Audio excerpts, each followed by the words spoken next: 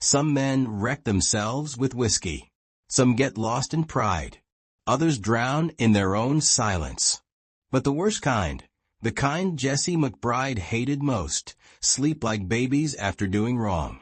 That idea sat deep in his bones and never left. Years passed after the war ended. Years after Maggie slipped away in the night without a goodbye. Years after he sold the last head of cattle to pay for a funeral no one came to. He learned a man can ride out of town, buy a forgotten patch of Arizona dirt for a single lousy dollar, hammer up a fence, patch a roof, and pretend the past doesn't whisper whenever the wind goes quiet. But you can't ride away from evil. Not the kind that leaves its filth for someone else to scrub off the floor. That day the sun didn't rise so much as slap the land. The sky looked baked hard, dry and dull, no clouds, no shade, just judgment staring down. Jesse's boots crunched the gravel when he swung off his horse and stared at the ranch he now owned. 30 acres of hush, fences busted, a barn slumped like it quit trying years back, a house that hadn't felt love in at least a decade. He didn't want much, only a place to breathe where no one asked questions. That's why he came. His horse nickered uneasy. That was all it took for Jesse to know something sat wrong. He headed for the barn, one hand resting on the belt knife, not from fear, just the habit of a man who lived long enough to keep one. The doors pushed open with a long, low groan, like something big had sighed. Inside, shadows crawled. Dust drifted like little ghosts in the dim light. Then he saw it, a lump in the far corner. Maybe blankets. Maybe rags. Tossed like trash. But then a sliver of skin. Bare feet. Pale. Wrapped in old wool. Rope knotted around the whole thing, like a package meant to vanish.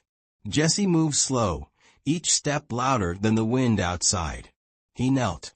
Touched a shoulder. The body stirred, barely. His stomach tightened.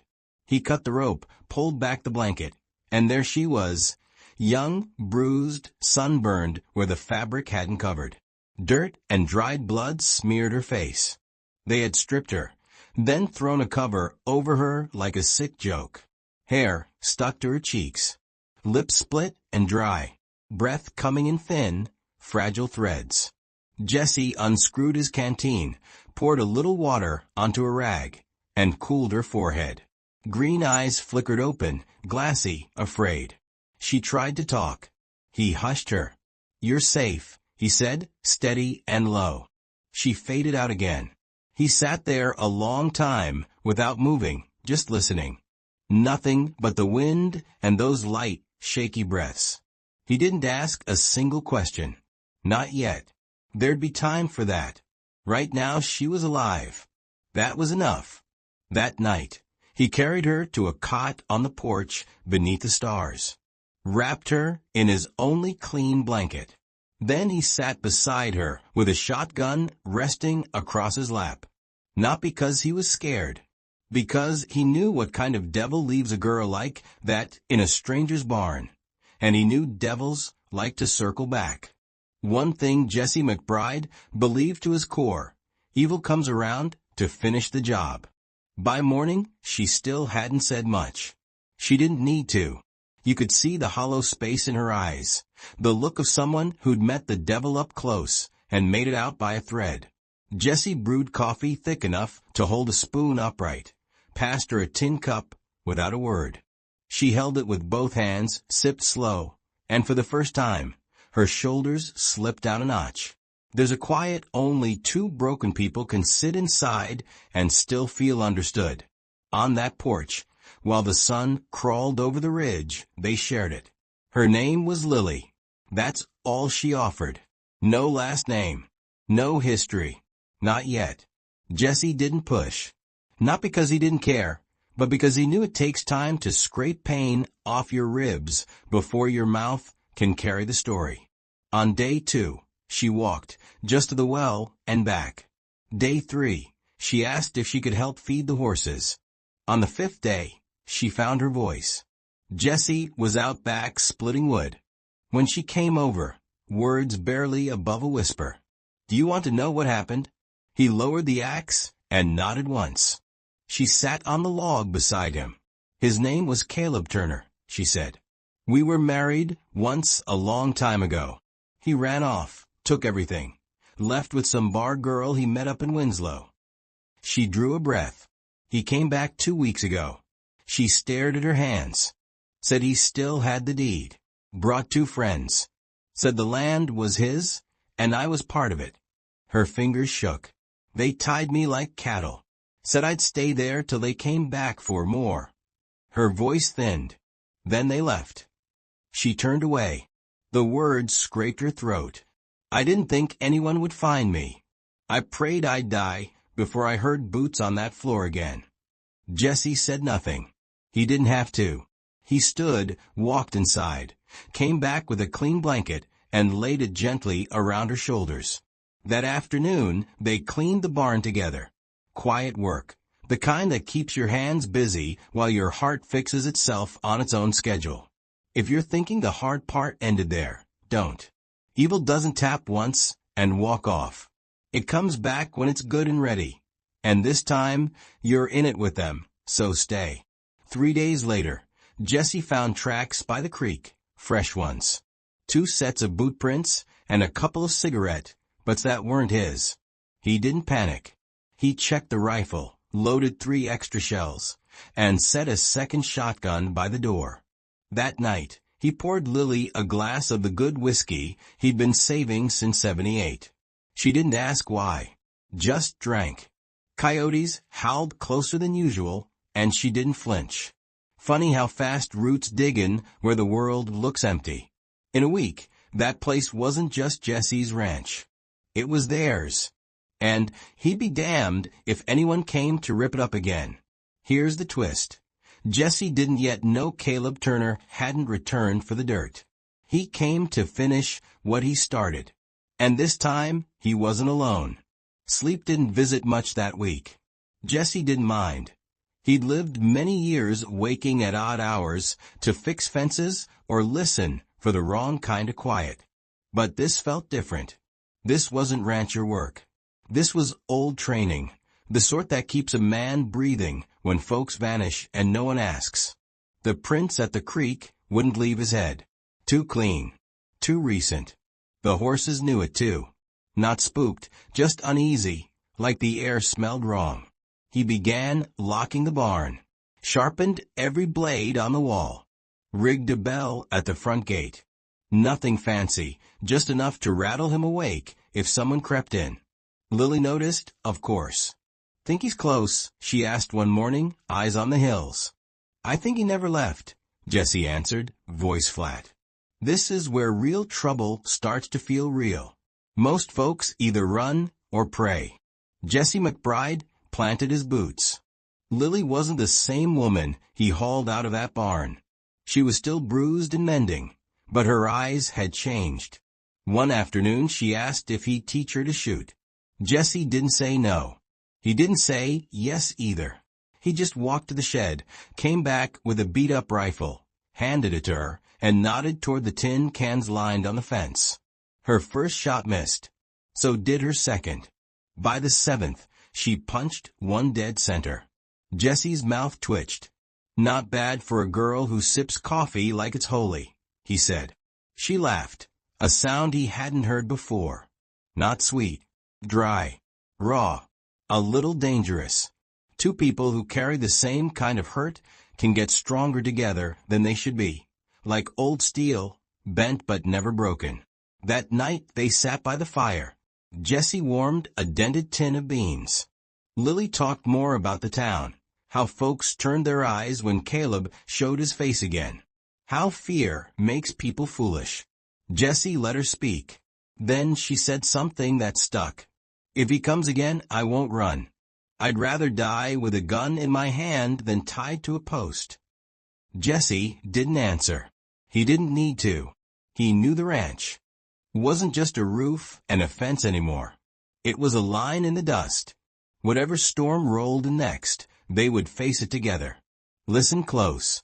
Most men would pack up right here. Jesse wasn't most men. Just after sunrise a few days later, he found a note nailed to the front gate. Old paper, torn edges, scribbled in red paint, or something worse. It said 4 words you already guessed in your gut: I'm coming for mine. Jesse didn't flinch. He took the note down, folded it, slid it into his coat. Then he loaded every weapon he owned. Every single one. If you're still with me, don't step away now. What's coming next is the line between a story and a legend. There's a stillness that hangs before real danger, the desert holding its breath. That morning was too quiet. Even the birds kept their songs in their throats. Jesse stood on the porch with coffee in hand, eyes scanning the ridge like he was expecting ghosts. Inside, Lily checked the ammunition again. She had a new scar over her eyebrow, thin and pink, like the past signed its name there. She didn't jump when doors creaked or boards knocked in the wind. She was steel now. And Jesse, he'd been fire long enough to know exactly how to temper steel. The note, wrinkled from too much folding, sat in his pocket. I'm coming for what's mine. Well, let the man try. He'd better not miss. Around noon, the bell at the gate rang once, soft, like a test. Jesse didn't bolt. He took one last sip of bitter coffee, set the mug down, lifted the rifle by the door. He tilted his head toward Lily. No words. She nodded back. They weren't planning to be heroes. They were planning not to die easy. 2 riders came first, big men. One chewed tobacco like it owed him rent. Behind them, Caleb Turner, older, heavier, but wearing the same crooked grin, like the world still owed him something. Jesse stepped off the porch with the rifle low, eyes locked forward. Lily stood behind him, quiet as a shadow. Didn't think you'd show, Jesse said, flat as gravel. Caleb spat. Didn't think you'd still be drawing breath. You should think harder, Jesse answered without blinking. The world paused. Time leaned in close to hear what happened next. Then everything moved at once. One of Caleb's men went for his gun. Big mistake. 2 shots snapped the air. Jesse dropped the first. Lily took the second, clean, quick, no shake in her hands. Caleb dove behind a stump and fired wild. Jesse shot back slow and sure while Lily slid toward the barn to flank him. Dust jumped. Splinters flew. But Jesse and Lily didn't move like people defending boards and nails. They moved like people guarding what memory they had left. A bullet scraped Jesse's arm. He didn't feel it till later. Focus burned too hot. Caleb tried to run for better cover and didn't get far. Lily hit him at the corral, knocked him hard. They wrestled. She came away scratched. He bled. Jesse grabbed Caleb by the collar and hauled him up face to face. You left her to rot, Jesse said, voice steady and cold. That barn should have been your grave, not hers. Caleb's mouth ran to begging, like men like him always do once their fists stop working. Jesse didn't hit him, didn't even curse. He glanced at the mule, and a plan stitched itself together in the space of a heartbeat. If you've stayed this long, you're wondering how in hell this ends. Stick with me, it pays off. What Jesse and Lily did next wasn't blessed by law. Out here, sometimes law trails behind justice by a long mile. Caleb was stripped down to nothing but his shame, tied backward on a mule with a sign hanging from his neck. I hurt women. I lost. Then Jesse sent him riding through town slow enough for every eye to see. Folks didn't look away. They remembered Lily. They remembered the stories about Caleb. Most of all, they remembered that sometimes justice wears dust and denim and doesn't ask permission. When the mule clopped out of sight and the town's murmur faded to a hush, the land felt different. Quiet again, but not the kind that makes your skin crawl. A quiet that felt like a long breath let out after years of holding it. Back at the ranch, the rhythm returned. Water pails, fence mending, morning coffee with silence that didn't hurt. Lily hummed at her chores now, Soft tunes, half remembered from better days. Nightmares, still visited sometimes. Jesse heard her turn in her sleep, once or twice cry. He didn't rush in with questions.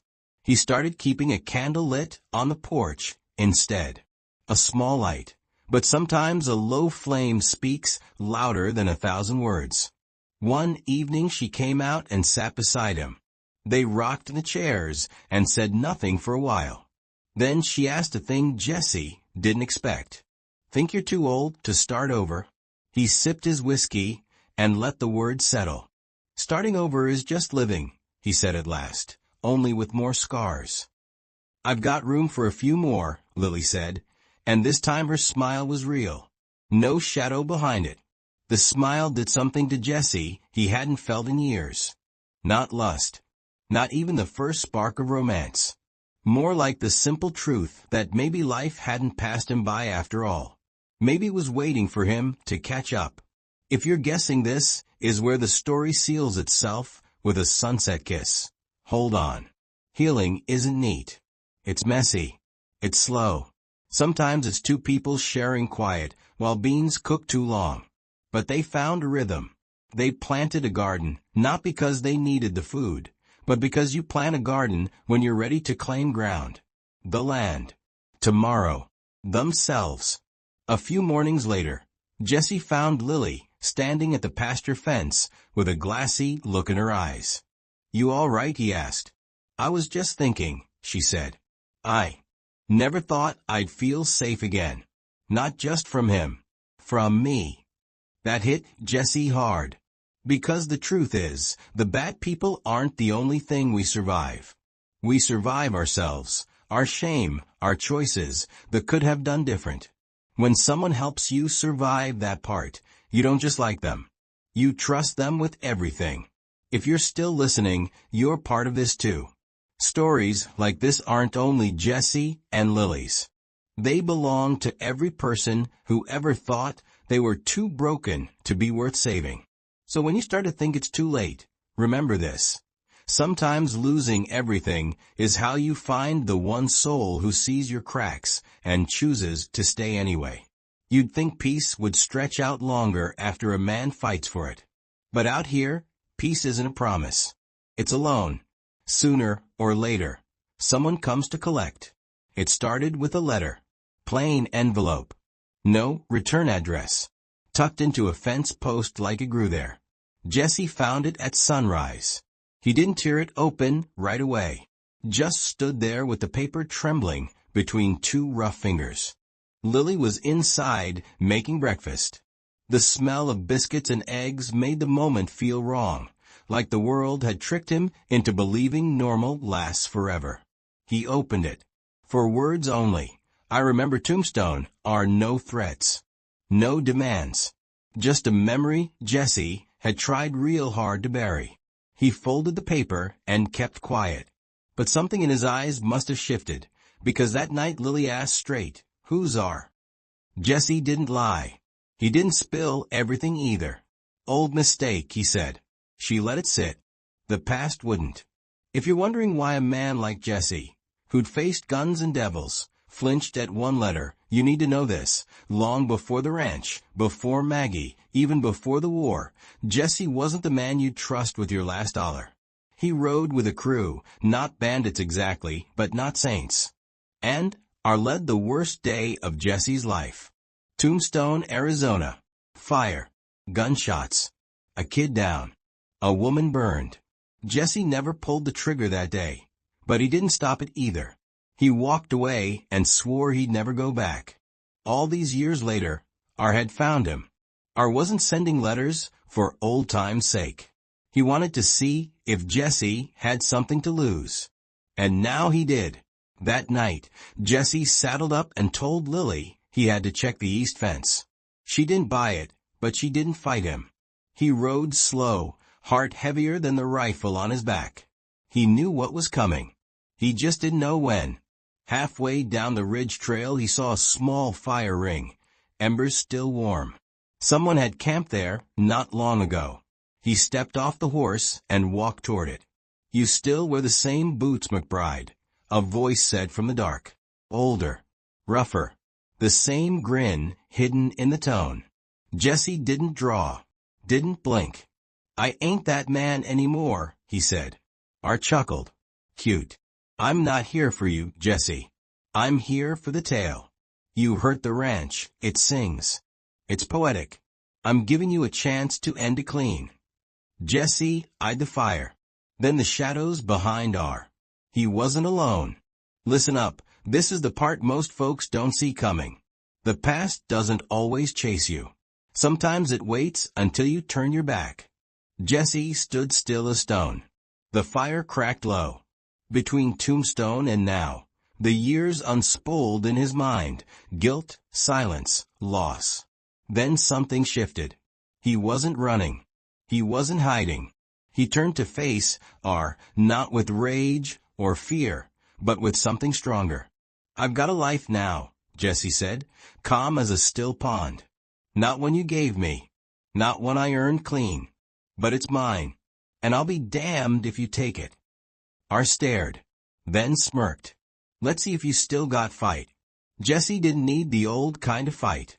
The strongest man isn't always the fastest draw.